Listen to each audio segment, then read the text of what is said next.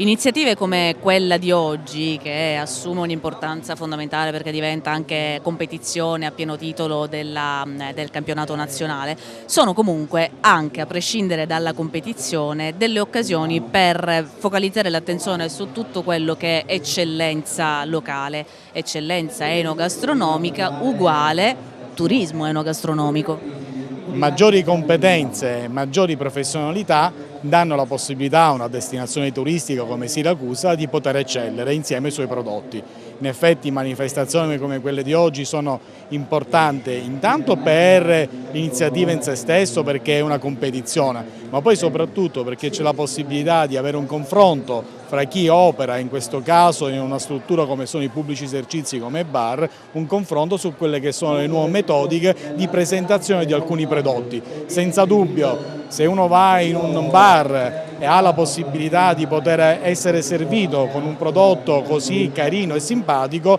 la gradevolezza con cui un avventore, un turista, ma anche un semplice cittadino riesce a assorbire il caffè latte e il cappuccino è sicuramente piacevole. E questo è un miglioramento di quelle che sono le capacità di accoglienza di un territorio, di un pubblico esercizio. Bene, la capacità e la qualità con cui si riesce a essere accoglienti nei confronti innanzitutto dei cittadini e degli avventori di un bar, ma poi in questo caso anche per una città turistica come Siracusa con dei turisti, dà la possibilità al territorio di presentarsi bene e quindi di essere più competitivo e poter affrontare meglio il difficile mercato del settore del turismo. Lei ha toccato l'argomento accoglienza, che peraltro è stato anche uno dei temi affrontati nel corso di questa giornata. Accoglienza che, se non ricordo male, in passato ha rappresentato anche, proprio da parte sua di Siracusa Turismo, di tutti quelli che questo mestiere lo fanno seriamente e sperano che lo si faccia sempre di più, spesso è stato un neo.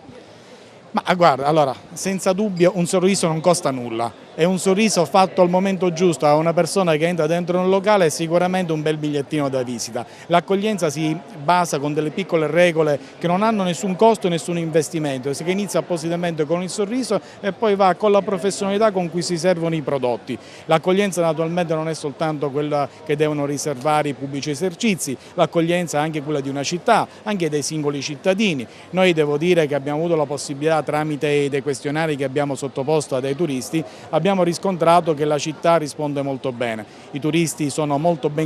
contenti di come la città si pone nei loro confronti e soprattutto dei cittadini che sono sempre pronti e disponibili, e questo non fa altro che rendere ancora più accogliente la nostra città e ci fa sperare bene in prospettiva delle nuove scadenze, dei nuovi appuntamenti che Siracusa nel suo contesto dovrà affrontare. Questa è un'intervista che molto probabilmente vedranno non siracusani, tutti coloro i quali però possono avere una ragione in più per visitare il nostro territorio, che dal punto di vista dell'offerta culturale e soprattutto storica, insomma, chiaramente è già nota. In più aggiungiamo il femminello piuttosto che la mandorla, piuttosto che il nero d'Avole, tutto quello che le nostre capacità e le caratteristiche dei nostri terreni offrono anche a chi viene a visitarci. Il nostro territorio ha tante eccellenze, sia storiche che sono stratificate nel tempo, sia legate alla natura, sia legate anche ai paesaggi. Lo possiamo dire forse con uno slogan con 4 battute: